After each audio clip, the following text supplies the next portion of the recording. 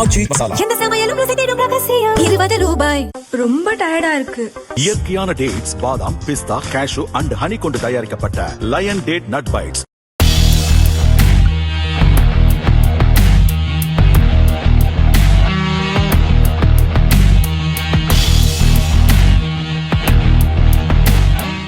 ஒரே நாடு ஒரே வரி ஒரே சந்தை என்ற இலக்குடன் 2017 அறிமுகப்படுத்தப்பட்ட ஜிஎஸ்டி அமைப்பில் மேலும் ஒரு முக்கிய சீர்திருத்தத்தை மேற்கொள்ள மத்திய அரசு பரிசீலித்து வருகிறது. தற்போது பல மாநிலங்களில் தொழில் நடத்தும் நிறுவனங்கள் ஒவ்வொரு மாநிலத்திலும் தனித்தனியாக ஜிஎஸ்டி பதிவு பெற வேண்டியது கட்டாயமாக உள்ளது.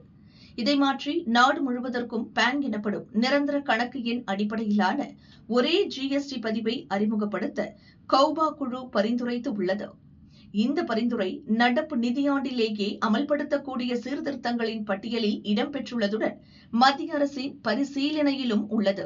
தற்போதைய முறையில் ஒரு நிறுவனம் பல மாநிலங்களில் செயல்பாட்டால் ஒவ்வொரு மாநிலத்திற்கும் தனித்தனி ஜிஎஸ்டி பதிவு மற்றும் தனித்தனி வரி அறிக்கைகளை தாக்கல் செய்ய வேண்டியுள்ளது. இதனால் செலவுகளும் நிர்வாக சுமைகளும் அதிகம்.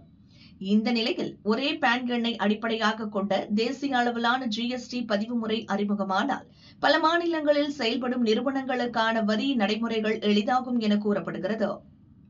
ஜிஎஸ்டி அமல்படுத்தப்பட்ட போது மத்திய மற்றும் மாநில அரசுகள் விதித்து வந்த பல்வேறு மறைமுக வரிகள் ஒன்றிணைக்கப்பட்டன. மதிப்பு கூட்டு வரி, சேவை வரி, மத்திய உற்பத்தி வரி, நுழைவு வரி உள்ளிட்ட பல வரிகள் ஜிஎஸ்டி அமைப்பின் கீழ் கொண்டுவரப்பட்டன.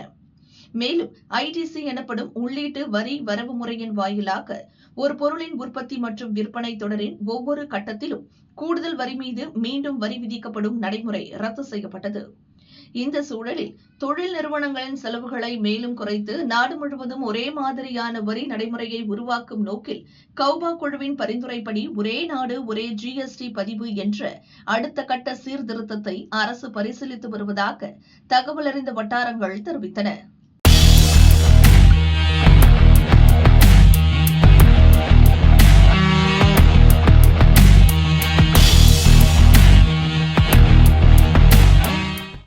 செமிகண்டக்டர் சிப் வடிவமைப்பு துறையில் தமிழகத்தின் தொழில்நுட்ப திறன் வலுவடைந்துள்ளது. மேலும் அரசின் சிப்பிங் திட்டத்தை அமல்படுத்தும் நிறுவனங்கள் எண்ணிக்கையிலும் 2ஆம் இடத்தை பிடித்துள்ளதாக அரசின் மூத்த அதிகாரிகள் தெரிவித்தனர். இதுகுறித்து மத்திய மின்னணு மற்றும் தகவல் தொழில்நுட்ப அமைச்சகத்தின் சமூக வலைதள பதிவில் தெரிவிக்கப்பட்டுள்ளதாவது: மத்திய மின்னணு மற்றும் தகவல் தொழில்நுட்ப அமைச்சகம் செமிகண்டக்டர் சிப் வடிவமைப்பு திறனை மேம்படுத்த சிப் இன் என்ற திட்டத்தை செயல்படுத்தி வருகிறது. இத்திட்டத்தின் கீழ் தமிழகத்தில் 55 கல்வி நிறுவனங்கள், 8 ஸ்டார்ட் அப் சிறு குறு நிறுவனங்கள் பயனடைந்துள்ளன. இந்தியாவின் முக்கிய செமிகண்டக்டர் மையங்களில் ஒன்றாக தமிழகம் மாறி வருகிறது. கர்நாடகா 87 நிறுவனங்களுடன் முதலிடத்திலும், தெலுங்கானா 41 நிறுவனங்களுடன் 3வது இடத்திலும் உள்ளன. சிப் வடிவமைப்புக்கான மென்பொருள் கருவிகள் EDA டூல்ஸ் பயன்பாட்டிலும் தமிழகத்தில் உள்ள நிறுவனங்கள், கல்வி அமைப்புகள் முன்னணியில் உள்ளன. மேலும் design link incentive, chips to start up திட்டங்களின் கீழ் செயல்படும் சிப்பிங் மையம் சிப் வடிவமைப்புக்கான மென்பொருள் வசதிகள் மற்றும் ஆராய்ச்சி ஆதரவை வழங்கி வருகிறது.